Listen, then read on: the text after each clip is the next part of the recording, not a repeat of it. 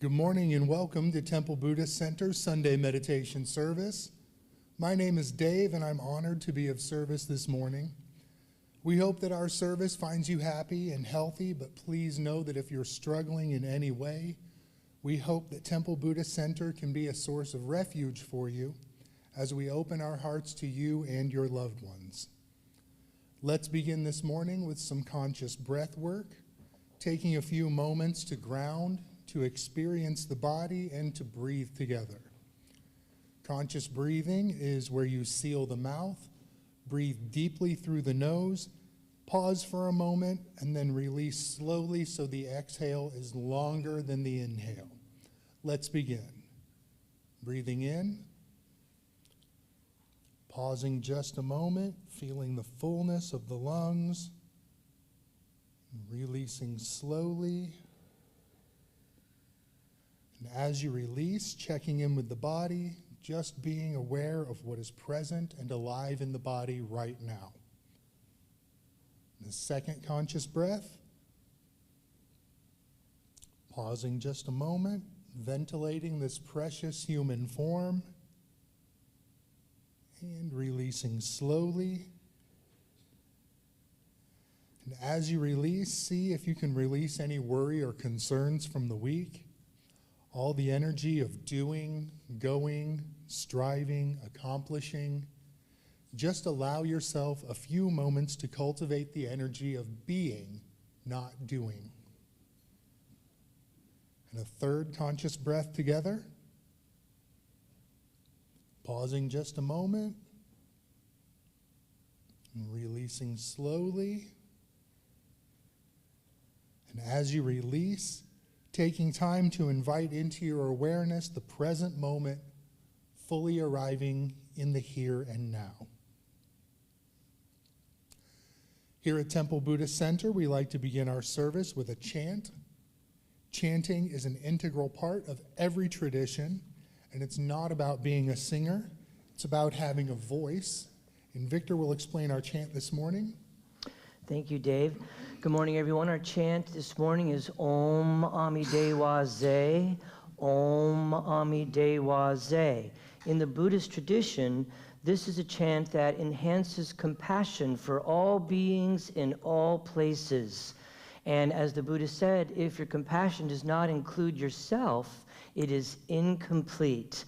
And so you might also notice the seed sound, Om.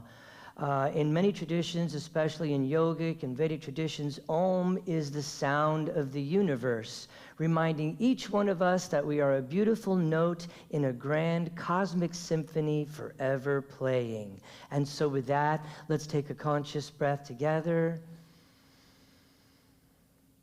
And let's begin. Om Amidewa Ze. Om Amidewa Ze. Om Amidewa Ze. Om Amidewa Ze. Om Amidewa Ze. With a smile. Om Amidewa Ze. Om Amidewa Ze. Once more. Om Amidewa Ze.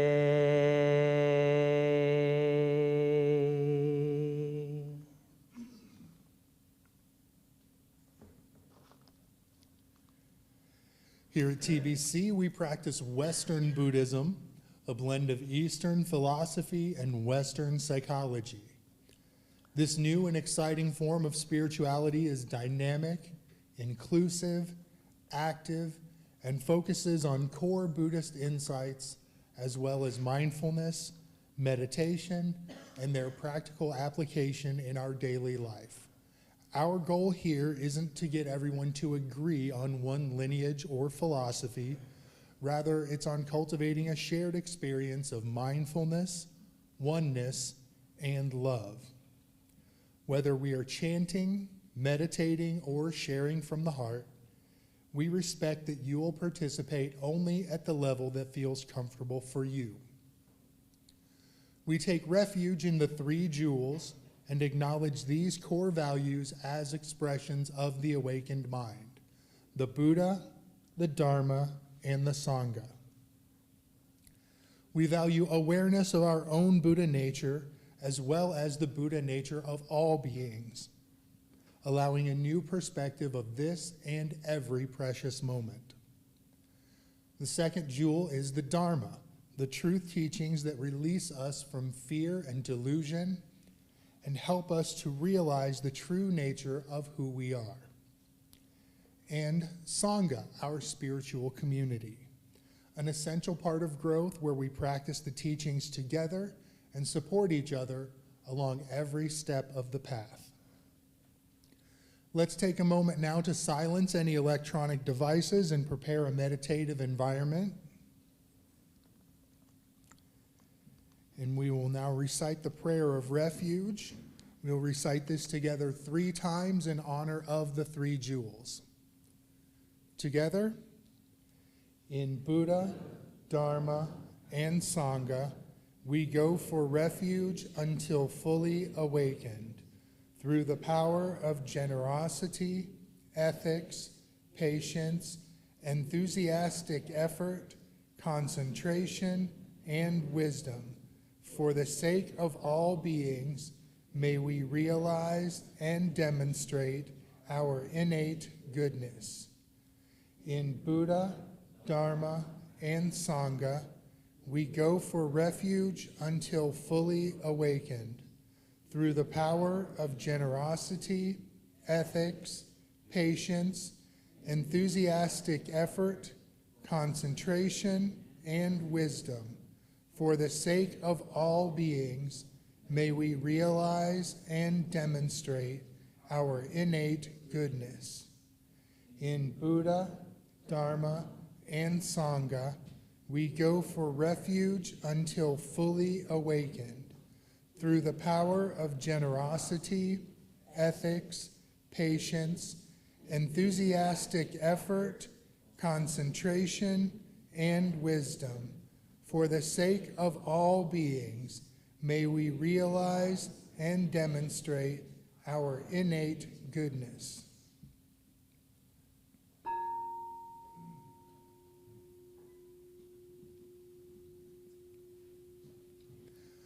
As we prepare now for a time in meditation, if you have an extensive practice, then I invite you to practice in a way that's fitting for you this morning. If you're new to meditation, we'll begin with an opening dedication. We will sound the bell 3 times. There will be a brief guided meditation, and then we'll spend approximately 10 to 12 minutes in noble silence. Let's begin with a conscious breath together.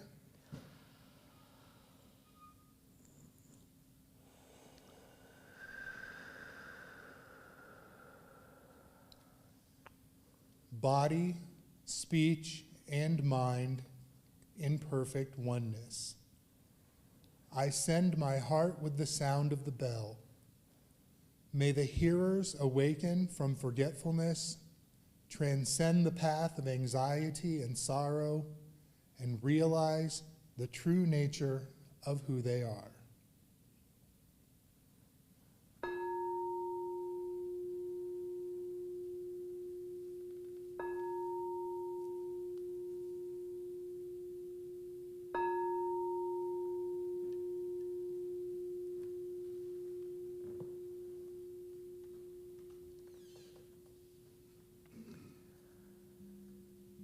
And so as the sound of the bell recedes, showing us the way to stillness,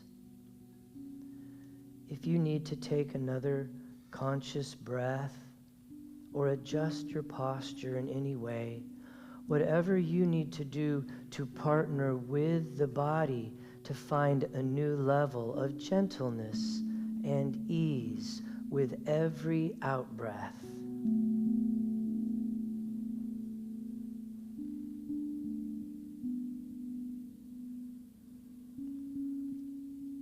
And so, as the breath settles in now to its natural flow, its natural rhythm, we can bring our awareness to the body to check in one more time, making sure there are no points that are tense or contracted. Remembering to release your forehead muscles, unfurrow the eyebrows. The jaw rests easy and the shoulders drop, and the belly softens and releases.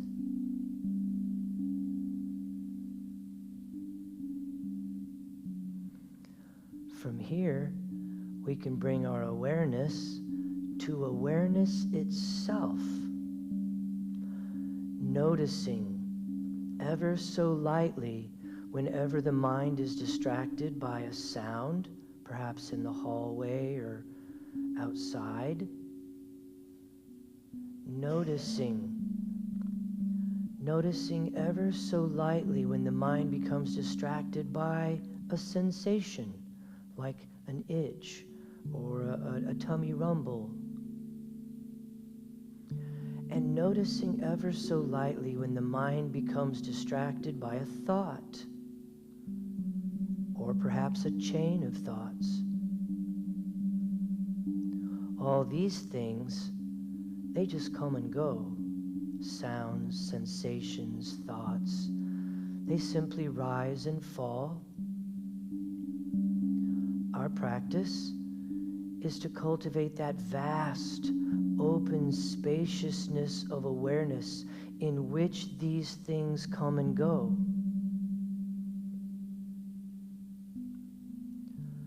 Our practice is to cultivate the knower, not the things that are known.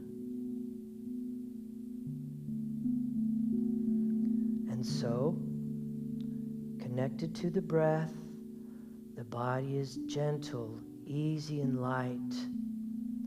The mind is clear, yet receptive to whatever may arise, and the heart is open. We can move more deeply now into our meditation practice.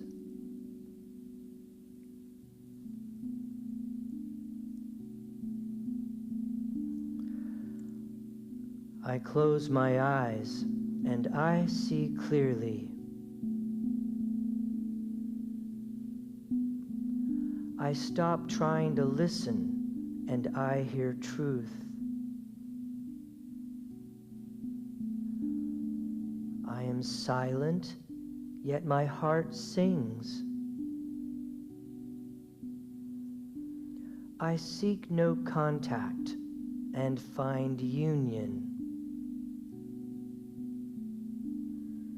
I am still and move forward. I am gentle and need no strength. I am humble and remain whole, returning again and again to the breath, returning again and again home.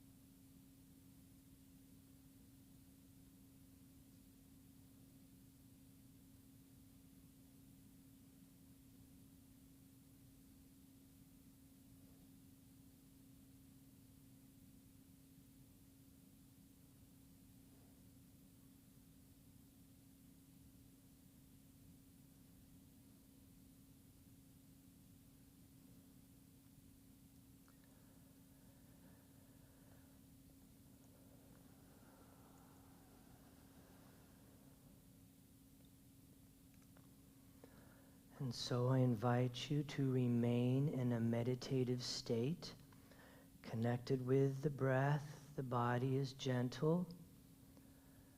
As I invite you now to bring your awareness to the sense door of sound, noticing the sound of my voice or the sound of rustling in the room. And as you become aware of the sense door of sound, at the same time, can you keep a small amount of your awareness on that still, deep silence within? That silence which is not dependent on external circumstances and is always with us.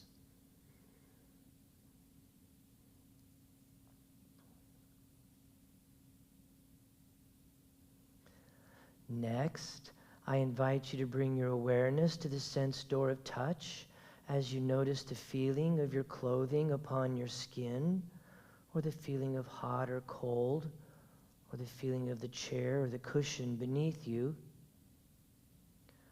And as you become aware of matter, material, form,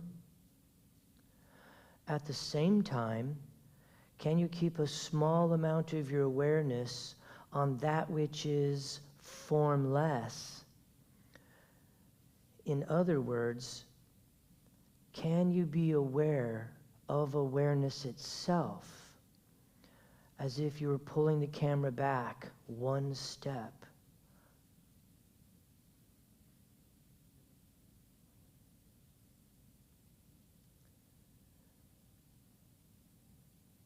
Next, I invite you to bring your awareness to the sense door of sight as you slowly begin to open your eyes, just letting in a little bit of light, not focusing hard on anything, just letting stuff come to you.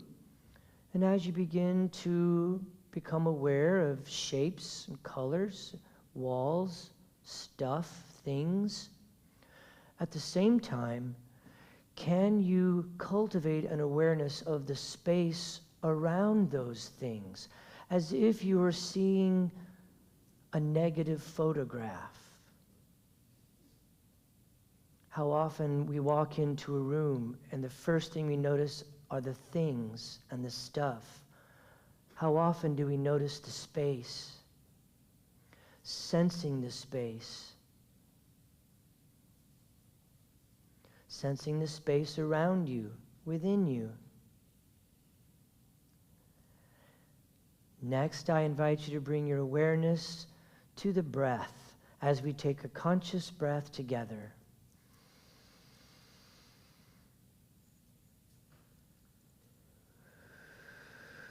And as you release that breath, I invite you to be present in the here, in the now, in this time, and in this place.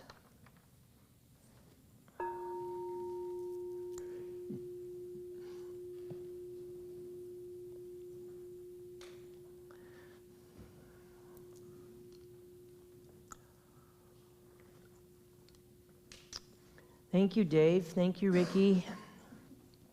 Good morning, everyone. I tell you, sitting this morning with everybody, not only our Sangha near, but our Sangha far, all those folks who are joining us from around the world.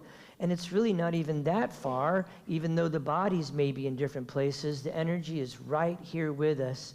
And sitting with you all this morning was, for me, just really expansive. It's very special this morning. So thank you for being here and sharing your presence and your practice.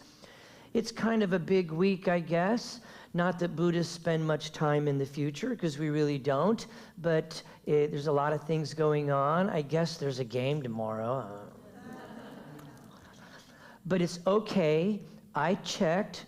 And Taylor Swift is going to be in attendance, so we know that Kelsey's performance will be stellar. You know that's a stat now, right?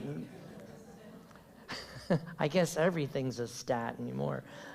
And of course, with Thanksgiving this week and family coming into town, or maybe you're going to be doing some traveling, And so I wanted to talk a little bit about gratitude, and kind of an interesting title. I'll tell you more about that in just a moment. I want to open with this little, of course, a little Zen story, so to speak, regarding gratitude. So it's about this little old lady who sold pretzels on the street corner, and she sold pretzels for 50 cents each.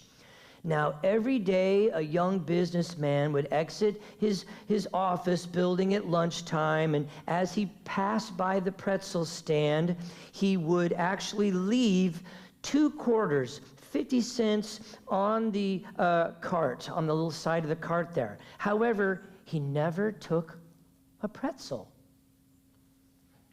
This went on for almost 5 years. And even though they never spoke, every day he would leave 50 cents on the cart, they would make eye contact, and she would nod her head in gratitude as he walked away without a pretzel. Finally, one day, as the young businessman passed by her cart and he laid down his 2 quarters on the counter, the pretzel woman spoke to him. And she said, "Sir, I appreciate your business so much. In fact, you are my best customer, but there's something that you need to know. The price of pretzels went up to 75 cents last week." Just saying.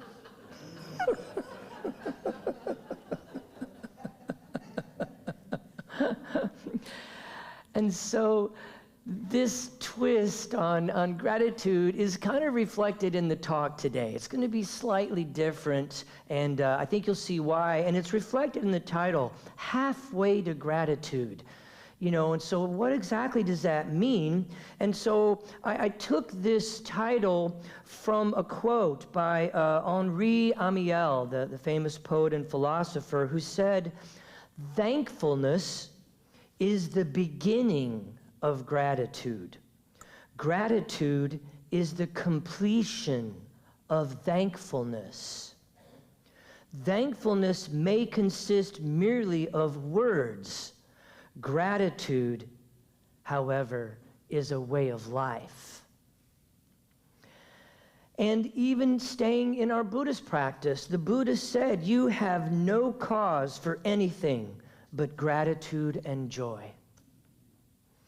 So I want to share with you some Buddhist practices for increasing your gratitude consciousness, your level of gratitude, so that it becomes more and more a way of life. So number one, with Buddhism, it's always numbers, isn't it? The 52 mind states, the 4 noble truths, the 8-fold noble path. So, so we're going to start off with number 1, being grateful for nothing. Being grateful for nothing. Be aware of the fact that unfortunate events did not come into your life in this moment. And be grateful. You did not become unemployed just now like many other folks. You didn't get sick like many others. So it's bringing a kind of a balance into our awareness of, yes, this comes back to that negative photograph that I always talk about in the morning opening. Yes, I am grateful for the things that I have in my life, but can you also be grateful for the things that you don't have? So it's bringing an awareness, a balance to that. You are not starving or suffering from a famine like many others. When was the last time that you felt grateful because nothing happened? So it's an interesting perspective. It's a different way of seeing things, which is why I talk about when you walk into a room, don't just see the things, see the space. It's not that there's something to see, it's that it cultivates an opening of your perspective in your mind, being able to see the world just slightly differently. That's what it does for us. It cultivates new ways of seeing. One of my teachers used to say, When you are looking for greener pastures, it's not new horizons you need, it's new eyes. Number 2, make gratitude your central spiritual practice. There's an author by the name of Jeff Wilson who is an ordained Buddhist teacher in the Shin Buddhist tradition, and he's a professor of religious studies, and he goes on and tells a story about how he's often asked about, so what's your practice? And his answer surprises people. As a Shin Buddhist, my primary practice isn't meditation, it's not sutra study, it's not ritual or precepts. All of these can be very valuable, of course, but in Shin Buddhism, our main focus is the practice of gratitude. This sets us apart from many other Buddhists who don't practice to achieve, we don't practice to achieve anything, not enlightenment, not good karma, not a favorable rebirth, or material rewards. We practice simply to give thanks for what we have received. It is a small shift in one's perception, but when pursued, it can be tremendously transformative. So, making gratitude a central spiritual practice. I talk with lots of members of the Sangha every day, and many of them share with me little practices like, say, for example, a gratitude journal. They keep a journal of the things that maybe didn't happen today, or the things that did happen today, or the people that they've met, or the stuff that they've received. I've talked with members of the Sangha who talk about every night they do the gratitude heart practice. We'll do that again today. So right before bed, they do the gratitude heart practice. So lots of little ways to bring gratitude into your life each and every moment. Number 3, this is where it gets juicy. Appreciating irritating people. Getting real now, isn't it? So the great Buddhist master Atisha, Indian Buddhist sage who brought Buddhism to Tibet, famously taught through short, simple little slogans. One of those slogans is be grateful to everyone. He specifically had in mind those individuals who are highly irritating and who bring out the worst in everybody around them. Commenting on that slogan, Buddhist teacher Judy Leaf says, conventional gratitude is based on distinguishing what we like from what we do not, distinguishing good from bad fortune, good fortune from bad fortune, distinguishing success from failure, opportunities from obstacles. That's conventional gratitude. But as we already know, there's nothing conventional about the Buddhist practice. So what about those obstacles? We've often heard Robert say, what's in the way is the way. So what about these obstacles? Unpleasant people, difficulties, difficult situations, challenging situations. According to this slogan, be grateful to everyone, we should be especially grateful for having to deal with annoying people, difficult situations, because without them, how could we practice patience? Because without them, how could we practice mindfulness and loving kindness? Without those difficult people and situations, how could we practice compassion? So you see, it is by dealing with such challenges that we grow and we develop. So we should be grateful to have those moments, those situations in our life, because every single one of them is a bell of mindfulness and an opportunity to grow, change, learn. And I have one song member that always talks about this little mantra that they have. And this little mantra goes like this.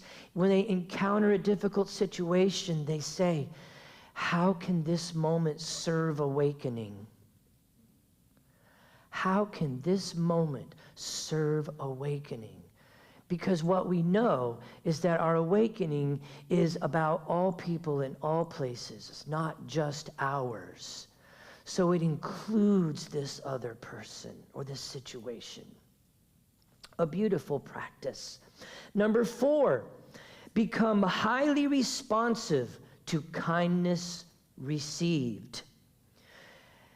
An unfortunate reality is that a kindness received seldom elicits a lingering feeling of gratitude. This was something actually noted by the Buddha himself more than 2,500 years ago. The Buddha said to his followers, "These two people are hard to find in the world." And of course, after a while, somebody piped up and goes, which two people? And the Buddha, being patient, waited, and then he responded, "The one who is first to do a kindness, and the one who is grateful and thankful for a kindness done." So Thanissaro Bhikkhu, a wonderful scholar who's translated many of the Pali writings and teachings into English, goes on to talk about that little quote this way. In saying that kind and grateful people are rare, the Buddha is not simply stating a harsh truth about the human race. He is advising you to treasure these two people when you find them, and more importantly, showing how you can become one of those rare people. So it's not an observation, it is an invitation. Number 5, looking for the silver lining. Train yourself to see a positive in many of the negatives that we encounter. Then gratitude will emerge from even the most challenging of circumstances. And this is such an interesting perspective, because it's not saying don't collapse down onto just find the silver lining and that's all there is, or and you put on blinders and I'm not looking at all of the difficult, challenging, and painful stuff. No, it's saying cultivate and train yourself to be able to see a positive in the present moment if it's a difficult and challenging situation. And so I talked about last week this capacity of the heart to be able to expand and hold not only tremendous joy, but tremendous sorrow at the same time. This is the middle path. It's having the ability to hold both of these. It's having the ability to see that, yes, this is a very difficult situation, but there is a positive thing in it, a positive seed. Many of you are familiar with the old Zen parable, the old Zen story, which goes right to the heart of what I'm talking about right now. And quickly, it's just the story of this young monk who was running through the woods being chased by a tiger. And so the monk comes to the edge of a cliff, and the tiger's now approaching him, and he's like, so he jumps. And as he jumps, he's reaching, he grabs a hold of a vine, and now he's holding on to this vine in the middle of this tall cliff. At the top is a tiger. He looks down, at the bottom is a bear. So here he is, right? And he's feeling like, okay, I'm holding on to this vine. It seems to be holding me okay. And there's a tiger and there's a bear. And then at that moment, out pop 2 little mice who start gnawing on the vine. But in that same moment, he sees that attached to the vine is a delicious, ripe, beautiful red strawberry. And he's like, oh. And he grabs the strawberry and devours it. What a delicious strawberry. So obviously you can see in the teaching that it's really, there's the past, right? The tiger. There's the future, the bear. But the monk is in the present moment, and there's a sweetness in the present moment always. And so looking for this silver lining is kind of the idea behind this lesson. Number 6, and I really like this one, expand your mindfulness. Expand it. Buddhist author Philip Moffitt asks, if you were asked to make a list of the things which you are grateful for, how long would it be? 20? 20 items? 100 items? 500 items? Most likely you would include things like your health, your mind's ability to function well, family, friends, freedom. But would it include the basics like a safe place to sleep, clean air, clean water, food, medicine? What about the earth itself? Blue skies, the sound of a child's laughter, a warm touch, the smell of spring, the sweetness of sugar, or that morning cup of coffee, or that 4th cup of coffee in the morning, if you're me. Expand your mindfulness to deepen your awareness so that you can more clearly see how many factors work together to make your life possible and pleasant. Isn't it interesting how when we go to the grocery store, we're just looking around for that loaf of bread? Never do we imagine the engineers that it took to create the factories that can, put all this together and send it down lines. The farmers who cultivate the wheat, the sun, the wind, the rain, the soil that grow the wheat, the harvesters, the hands that touch it. Never do we include that. It's just grab it, toss it in the basket, go on to the next thing. See how gratitude can become a way of life. Practicing being consciously grateful to your family, your friends, your teachers, your benefactors, all those who have come before you, who have made it possible for your existence to be comfortable, to be informed, to be empowered.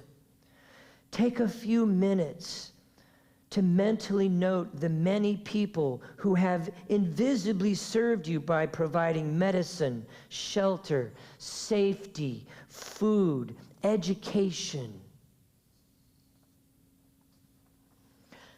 Number 7, bring awareness. Here's our homework for the week, okay? I'll have a little online place where you can deposit your answers in your practice. Bring awareness to how you receive. How do you receive? Pema Chodron has this great book, The Way We Live is the Way We Die. The way we receive in many ways reflects our intentions and motivation behind how we give. So bring awareness to how you receive. For the recipient, there is oftentimes a kind of a vulnerability in accepting a gift from a friend, a loved one. If you are disappointed or perhaps maybe even to some degree insulted by the gift, or if you sense that the giver is not really, authentic with this, or perhaps is not in tune with who you are, how do you respond? How do you respond in a way that is not hurtful? Some people are close enough to each other to see the humor in this vulnerability, so that even when an awkward gift becomes what happens, or when an awkward gift is given, it becomes an occasion for deepening of the bonds of affection, and we can laugh about it. However, often people expect their gift to be a success, and if it is not, they take offense or they are hurt. Receiving a gift in that kind of atmosphere puts pressure on the recipient. Not being appropriately enthusiastic could imply rejection of the person or the relationship that you have with them. When you are given a gift, although you may have opinions as to the motivation of the giver, try to accept whatever is given to you simply and directly and with dignity. Some of you remember the old story about the Zen master and his student who had crossed the desert many miles and were very thirsty.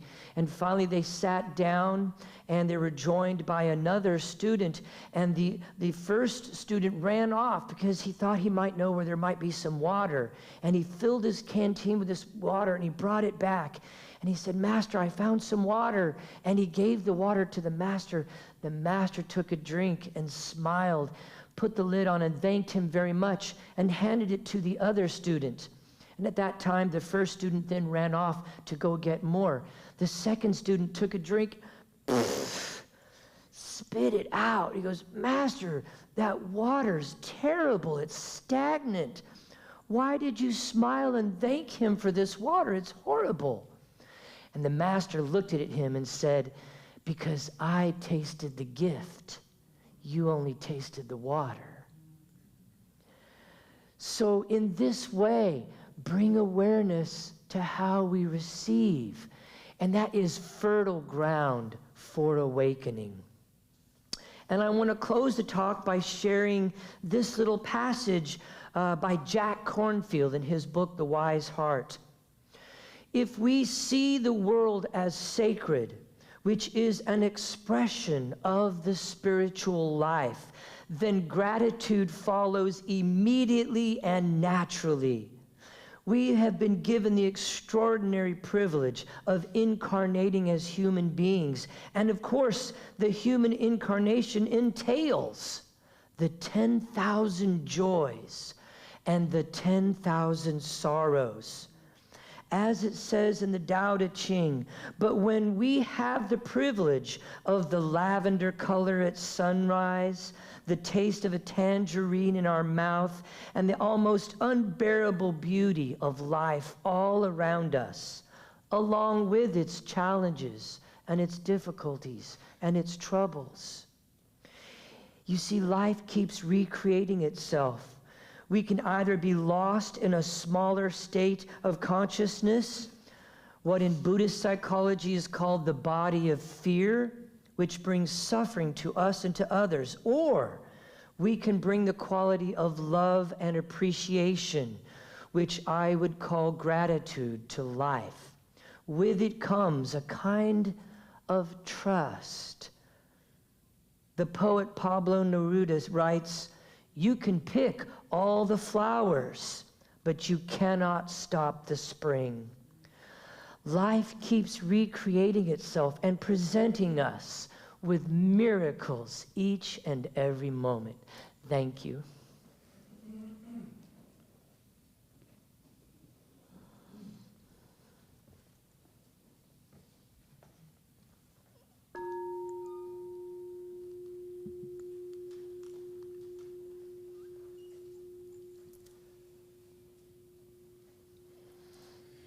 As we move now from our lesson to a heart practice, it's okay to stretch or shift your posture or take a breath.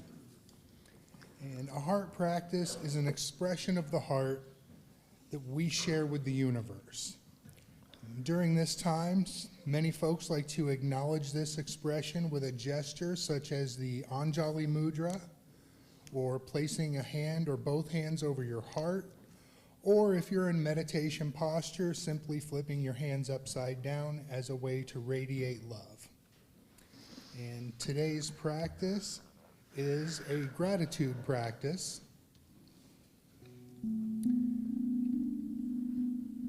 So let's start with a conscious breath.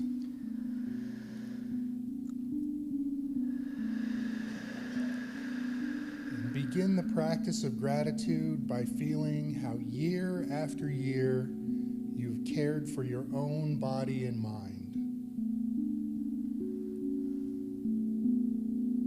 Now let yourself begin to acknowledge all that have supported you in this care.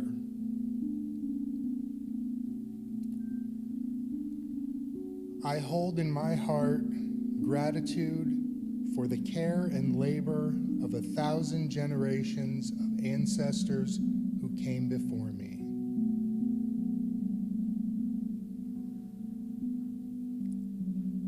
I hold in my heart gratitude for the creatures of the sky, earth, and water, whose joyful exertion blesses every day.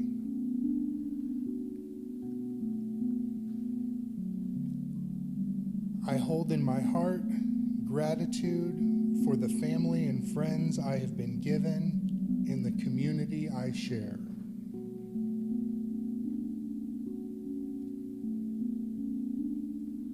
I hold in my heart gratitude for the blessings of this earth that I have been given.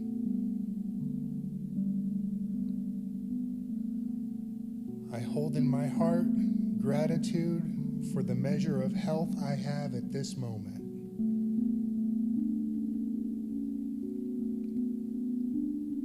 I hold in my heart gratitude for the teachings and lessons I have been given and my teachers, both formal and informal.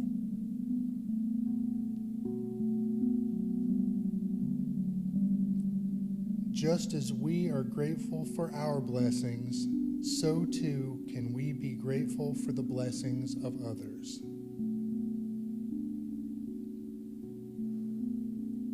Taking a moment now to let your heart fill with warmth, love, and light of this gratitude, allowing it to expand and fill your whole body, allowing it to intensify even more until you become a light, a beacon influencing everyone you meet today. And a conscious breath.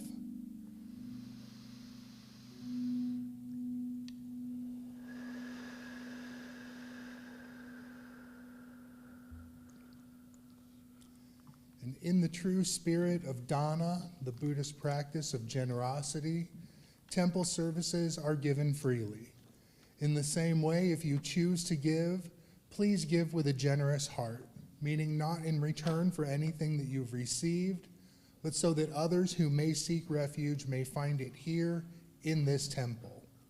Dana boxes are located at the back of the meditation hall and on the upper level near the door. And thank you to all of our wonderful volunteers. And thank you to our TBC ambassadors, those folks who have committed to regular electronic donations. It's not about the amount, it's just that the monthly giving helps us to set a budget here at TBC. If you would like to become an ambassador, just point your camera at the QR code on the cards in the seat backs in front of you, or you can come by our website at templebuddhacenter.com. Thank you to Victor for sharing your wisdom with us today. And thank you to Rochelle for your beautiful music. And thank you to each and every one of you for sharing your heart and your practice with us here this morning. We certainly are the better for it. And while I stall a little bit more so Victor can make his way around the entire room, we will put the bodhicitta dedication up on the screen here in just a moment. We will recite that together one time, and that will formally close our services today. And if you can stick around for just a couple of minutes afterwards, Victor does have some announcements. Yes. So the bodhicitta dedication together. May the pure, brilliant sun of bodhicitta dawn in each and every heart and mind, dispelling the darkness of suffering and confusion unstoppably until all are illumined and awakened. And with our hands together in front of our hearts, let us go forth from this place, entering each moment in innocence, guided by the wisdom of our hearts. And as we open our hands, open our eyes, shine our light into the world, Namaste. Namaste. Thank you so much, Dave. Thank you, everyone. I do have a couple important announcements for you. Coming up Friday, November 24th, Unity Temple and Temple Buddhist Center are featuring Friendsgiving. This is a community feast, and it will be downstairs. Unity Temple and TBC is providing the primary, like the meats and the primary food, and we ask that everybody bring a little potluck dish. So I want to make sure that those of you know, we put this together because there are folks that maybe can't get out of town, or their family cannot come here, or maybe they don't have family, and so we wanted to offer some sort of a community feast for folks. There's a little flyer out on the counter, and there's a QR code, because they do want you to register so they know how much food to buy. So please be sure and do that. Also today is Beth features the Lunch and Learn, which is an opportunity to have, usually it's like pizza and salad and meal with Beth, to find out about our youth program and find out where, not only as opportunity to volunteer for it, but if you have young ones that you would like to perhaps have attend that, you can find out more about that. Coffees and cookies downstairs. Thank you so much, Carrie, for the delicious crumble cookies. We have the best cookies on the plaza, so I tell everybody that. Also, don't forget, we've started the Art of Nonviolent Communication. This is a wonderful class based on the works of Marshall Rosenberg.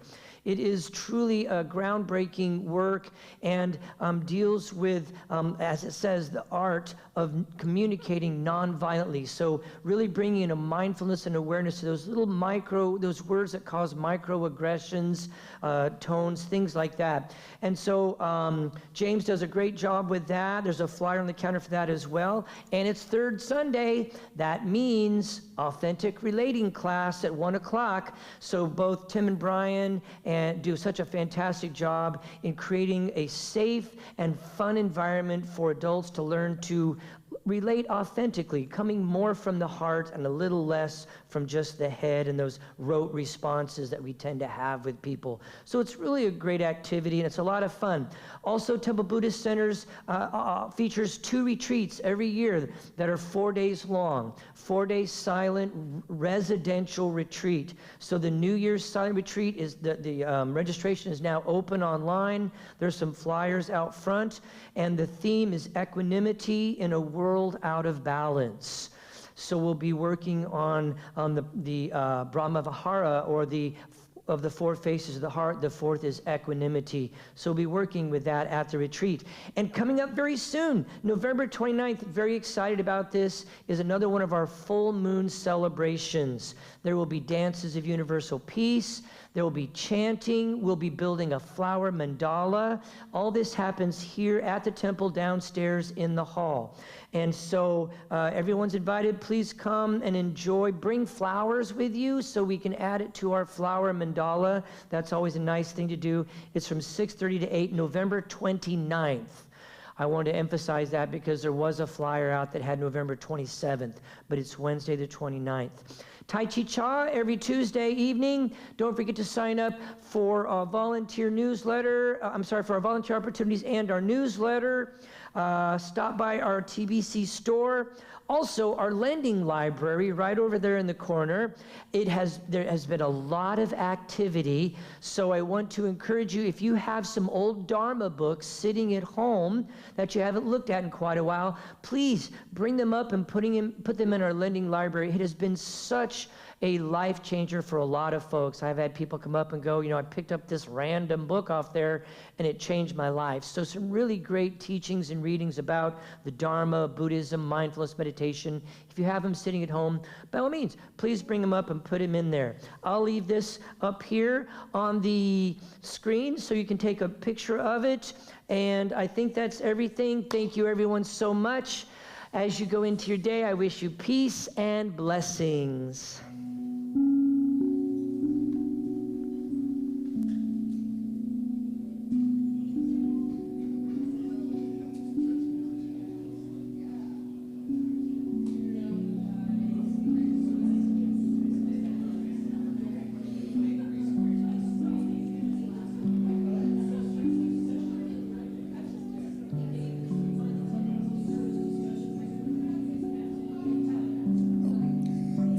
anyone's interested, there is a post-service discussion at 10:15 right down the hall in the Heritage Room.